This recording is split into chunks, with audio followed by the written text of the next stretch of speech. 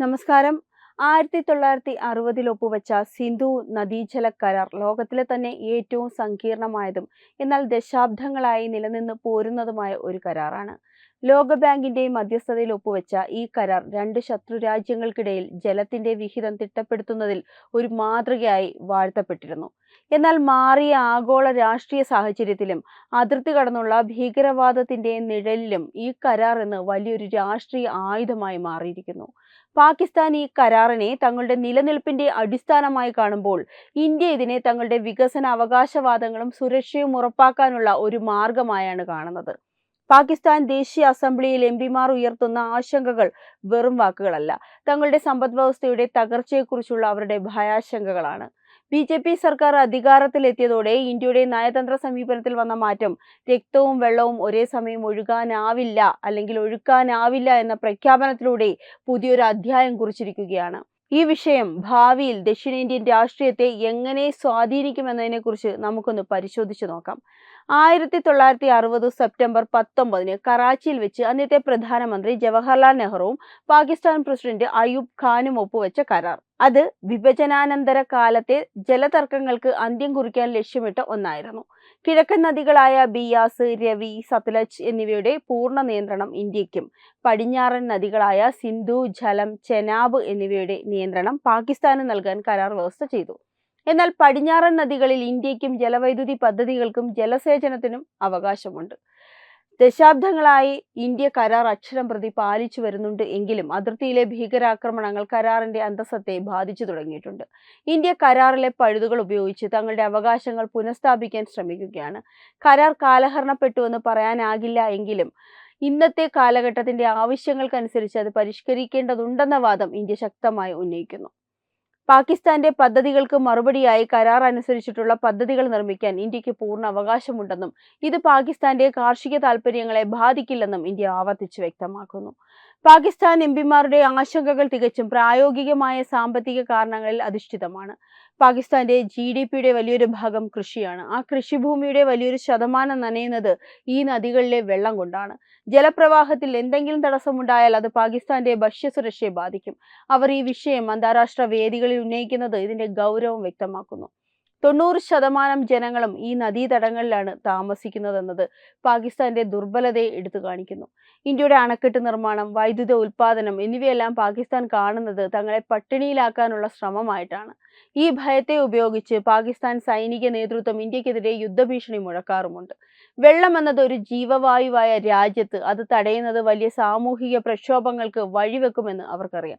ഈ പ്രതിസന്ധി ഘട്ടത്തിൽ പാകിസ്ഥാൻ തങ്ങളുടെ ആഭ്യന്തര പ്രശ്നങ്ങളിൽ നിന്ന് ശ്രദ്ധ തിരിക്കാൻ കരാർ വിഷയത്തെ ഒരു രാഷ്ട്രീയ ആയുധമാക്കി മാറ്റുന്നു എന്നതാണ് യാഥാർത്ഥ്യം.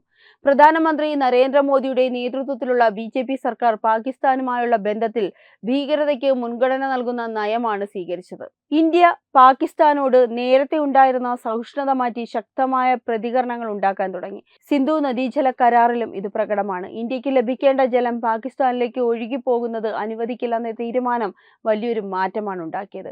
കരാറിൽ അനുവദിച്ചിട്ടുള്ള ജലവൈദ്യുത പദ്ധതികൾ വേഗത്തിലാക്കാൻ സർക്കാർ പ്രത്യേക ശ്രദ്ധ ചെലുത്തുന്നുമുണ്ട്. അന്താരാഷ്ട്ര നിയമങ്ങൾക്ക് വിരുദ്ധമായ ഒന്നും ചെയ്യുന്നില്ല എങ്കിലും കരാറിലെ ഓരോ തുള്ളി വെള്ളവും ഇന്ത്യയുടെ വികസനത്തിനായി ഉപയോഗിക്കുമെന്ന നിലപാട് സർക്കാരിൻ്റെതാണ്. ഇത് പാകിസ്ഥാന് നൽകുന്ന സന്ദേശം വ്യക്തമാണ്. ഭീകരവാദം തുടരുകയാണെങ്കിൽ ഇന്ത്യ വിട്ടുവീഴ്ചകൾ ചെയ്യില്ല എന്നും ഈ നയം ഇന്ത്യയിലെ ജനങ്ങൾക്കിടയിൽ വലിയ സ്വീകാര്യത നേടിയിട്ടുമുണ്ട്. ഇന്ത്യ നിർമ്മിക്കുന്ന കിഷൻ ഗംഗ, റാറ്റിൽ തുടങ്ങിയ ജലവൈദ്യുത പദ്ധതികൾ പാകിസ്ഥാന്റെ ഉറക്കം കെടുത്തുന്നു. കരാർ പ്രകാരം ഈ പദ്ധതികൾക്ക് അനുമതി ഉണ്ടെങ്കിലും ഇതിന്റെ സാങ്കേതിക വശങ്ങളിൽ പാകിസ്ഥാൻ തർക്കങ്ങൾ ഉന്നയിക്കുന്നു. എന്നാൽ അന്താരാഷ്ട്ര മധ്യസ്ഥർ പോലും ഇന്ത്യയുടെ നിലപാട് ശരിയെന്ന് കണ്ടെത്തിയിട്ടുണ്ട്. ഈ പദ്ധതികൾ ഇന്ത്യയുടെ കാർഷിക ഊർജ്ജ ആവശ്യങ്ങൾക്ക് മാത്രമല്ല കാശ്മീരിന്റെ വികസനത്തിനും അത്യന്താപേക്ഷിതമാണ്. BJP സർക്കാർ കാശ്മീരിൽ നടപ്പിലാക്കുന്ന വികസന പദ്ധതികളുടെ ഭാഗമായാണ് ഈ ജലവൈദ്യുത പദ്ധതികളും വരുന്നത്. ജലത്തെ ഒരു വികസന ആയുധമാക്കി മാറ്റുന്നത് വഴി കാശ്മീരിലെ സാധാരണക്കാരുടെ ജീവിത നിലവാരം ഉയർത്താനും അതുവഴി ഭീകരവാദത്തിന്റെ സ്വാധീനം കുറയ്ക്കാനും സർക്കാരിന് കഴിയുന്നുമുണ്ട്. ഇത് ഇന്ത്യയുടെ ആഭ്യന്തര സുരക്ഷയ്ക്ക് കൂടിയുള്ള ഒരു മുൻകരുതലാണ്. 1960 കരാറിൽ ലോകബാങ്ക് ഒരു നിർണായക കക്ഷിയാണ്. തർക്കങ്ങൾ ഉണ്ടാകുമ്പോൾ മധ്യസ്ഥത വഹിക്കുക എന്നത് അവരുടെ ചുമതലയാണ്. പാകിസ്ഥാൻ ലോകബാങ്കിനെ കൂട്ടുപിടിച്ച് ഇന്ത്യയെ സമ്മർദ്ദത്തിലാക്കാൻ ശ്രമിക്കുമ്പോൾ ഇന്ത്യ നിയമപരമായ വാദങ്ങളിലൂടെ ഇതിനെ നേരിടുന്നു. ഇന്ത്യയുടെ നിലപാട് സുതാര്യമാണ്. ഞങ്ങൾ കരാർ ലംഘിക്കുന്നില്ല. ലോകബാങ്ക് പോലും ഇന്ത്യയുടെ വികസന അവകാശങ്ങളെ അംഗീകരിക്കുന്നുമുണ്ട്. അന്താരാഷ്ട്ര വേദികളിൽ പാകിസ്ഥാന്റെ ആരോപണങ്ങൾ ഇന്ത്യ തള്ളിക്കളയുന്നത് കൃത്യമായ തെളിവുകൾ നിരത്തിയാണ്. പാകിസ്ഥാൻ ഉന്നയിക്കുന്ന വാദങ്ങൾ രാഷ്ട്രീയ പ്രേരിതമാണെന്ന് ലോകത്തിന് ഇപ്പോൾ ബോധ്യമായിട്ടുണ്ട്. ഇന്ത്യയുടെ നയതന്ത്രം എന്നത് മുന്നത്തേക്കാൾ ശക്തമാണെന്നത് ഈ തർക്കങ്ങളിൽ പ്രതിഫലിക്കുന്നുമുണ്ട്. കരാറിലെ ആർട്ടിക്കിൾ 12 പ്രകാരം കരാർ മാറ്റണമെങ്കിൽ പരസ്പര സമ്മതം വേണം എന്നാണ് പാകിസ്ഥാന്റെ വാദം. എന്നാൽ ഇന്ത്യ ചൂണ്ടിക്കാട്ടുന്നത് കരാറിലെ മറ്റു വകുപ്പുകളാണ്. അവ ഇന്ത്യക്ക് പദ്ധതികൾ നിർമ്മിക്കാൻ പൂർണ്ണ അവകാശം നൽകുന്നുണ്ട്. ഇന്ത്യയുടെ ഈ നിയമപരമായ സമീപനം പാകിസ്ഥാനെ പ്രതിരോധത്തിലുമാക്കുന്നു. കേവലം വാദങ്ങൾക്കപ്പുറം സാങ്കേതികവും ശാസ്ത്രീയവുമായ തെളിവുകൾ ഇന്ത്യ മുന്നോട്ട് വെക്കുന്നു. കരാറിലെ വ്യവസ്ഥകൾ ഇന്ത്യ ദുരുപയോഗം ചെയ്യുന്നില്ല, മറിച്ച് അവകാശങ്ങൾ ഉപയോഗപ്പെടുത്തുകയാണ് ചെയ്യുന്നതെന്ന് ഉറപ്പിച്ചു പറയാൻ ഇന്ത്യക്ക് സാധിക്കുന്നു. കരാർ കാലഹരണപ്പെട്ടതാണെന്ന് വാദിച്ചിട്ടില്ല. നിലവിലെ കരാറിന്റെ പൂർണ്ണമായ ഉപയോഗത്തിലൂടെയാണ് ഇന്ത്യ പാകിസ്ഥാനെ സമ്മർദ്ദത്തിൽ ആക്കുന്നത്. ഭീകരവാദം ഒരു രാജ്യത്തിന്റെ വികസനത്തെ എങ്ങനെയെല്ലാം ബാധിക്കുന്നു എന്നതിന് ഏറ്റവും വലിയ ഉദാഹരണമാണ് പാകിസ്ഥാൻ. ഇന്ത്യയുമായി സമാധാനപരമായ ചർച്ചകൾക്ക് പാകിസ്ഥാൻ തയ്യാറാകാത്തത് കൊണ്ടാണ് കരാർ പോലെയുള്ള വിഷയങ്ങൾ ഇന്ന് ഇത്രയും വഷളായത്. BJP സർക്കാരിന്റെ നിലപാട് വളരെയധികം വ്യക്തമാണ്. ഭീകരതയും നയതന്ത്രവും ഒരേ സമയം നടക്കില്ല. കരാർ ഇന്ത്യക്ക് നൽകുന്ന അവകാശങ്ങൾ പാകിസ്ഥാന്റെ ഭീകരവാദ അനുകൂല നിലപാടിനുള്ള മറുപടി കൂടിയാണ്. ജലത്തെ ഒരു സമ്മർദ്ദ ഉപാധിയായി ഇന്ത്യ ഉപയോഗിക്കുമ്പോൾ അത് പാകിസ്ഥാന്റെ മേൽ വലിയ സാമ്പത്തിക ബാധ്യത വരുത്തുന്നു. ഇത് ഭീകരവാദത്തിന് പണം മുടക്കുന്ന പാകിസ്ഥാന് വലിയ തിരിച്ചടിയാണ് ഉണ്ടാക്കുന്നത്. സിന്ധു നദി പാകിസ്ഥാന്റെ സാമ്പത്തിക നട്ടെല്ലാണ്. അവിടെ ഉണ്ടാകുന്ന ചെറിയൊരു മാറ്റം പോലും സാധാരണക്കാരുടെ ജീവിതത്തെ ബാധിക്കും. എന്നാൽ ഈ തകർച്ചയ്ക്ക് കാരണം ഇന്ത്യയല്ല, പാകിസ്ഥാന്റെ തെറ്റായ ഭരണകൂട നയങ്ങളാണെന്ന് BJP സർക്കാർ വീണ്ടും ഓർപ്പിക്കുന്നു. ഇന്ത്യയുടെ വികസന പദ്ധതികൾ തടസ്സപ്പെടുത്താൻ നോക്കുന്നതിന് പകരം സ്വന്തം രാജ്യത്തെ ജല മാനേജ്മെന്റ് ശരിയാക്കാൻ പാകിസ്ഥാൻ ശ്രമിക്കണം. മഴയെ മാത്രം ആശ്രയിക്കുന്ന പാകിസ്ഥാൻ കൃഷിരീതി കരാറിലെ തർക്കങ്ങൾക്കപ്പുറം വലിയൊരു പ്രതിസന്ധിയാണ് നേരിടുന്നത്. ഇതിന് ഇന്ത്യയെ കുറ്റപ്പെടുത്തിയിട്ട് കാര്യമില്ലെന്ന് അന്താരാഷ്ട്ര നിരീക്ഷകരും അഭിപ്രായപ്പെടുന്നു. ഇന്ത്യൻ ജനതയ്ക്ക് ഈ വിഷയത്തിൽ കൃത്യമായ നിലപാടുണ്ട്. പാകിസ്ഥാൻ ഇന്ത്യക്കെതിരെ പ്രവർത്തിക്കുമ്പോൾ അവർക്ക് കരാർ പ്രകാരമുള്ള ആനുകൂല്യങ്ങൾ തുടരണോ എന്ന ചോദ്യം ഉയരുന്നുണ്ട്. BJP സർക്കാരിന്റെ നിലപാട് ഈ ജനഹിതത്തെ പ്രതിഫലിപ്പിക്കുന്നതാണ്.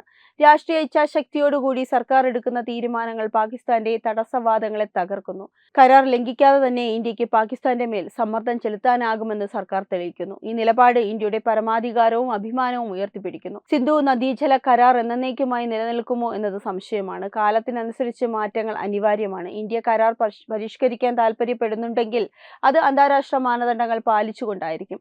പാകിസ്ഥാൻ ഭീകരവാദം അവസാനിപ്പിക്കുകയാണെങ്കിൽ മാത്രമേ സാധാരണ ചർച്ചകൾക്ക് സാധ്യതയുള്ളൂ. അല്ലെങ്കിൽ കരാറിന്റെ ചട്ടക്കൂടിൽ നിന്നുകൊണ്ട് ഇന്ത്യ സ്വന്തം വികസനം തുടരും. വരും നാളുകളിൽ ജലം ദക്ഷിണേന്ത്യയിലെ ഏറ്റവും വലിയ രാഷ്ട്രീയ വിഷയമായി മാറുമെന്നതിൽ സംശയമില്ല. സിന്ധു നദീജല കരാർ ഇന്ന് ഒരു നിയമപരമായ കരാറിനപ്പുറം ഇന്ത്യയുടെ ശക്തമായ രാഷ്ട്രീയ ഇച്ഛാശക്തിയുടെ പ്രതീകം കൂടിയാണ്. പാകിസ്ഥാന്റെ ആശങ്കകൾ അവരുടെ ആഭ്യന്തര പ്രതിസന്ധികളിൽ നിന്ന് ഉടലെടുക്കുന്നതാണെങ്കിലും അതിനെ ഇന്ത്യയുടെ പേരിൽ കെട്ടിവെക്കാനുള്ള ശ്രമങ്ങളെ BJP സർക്കാർ ശക്തമായി നേരിടുന്നു.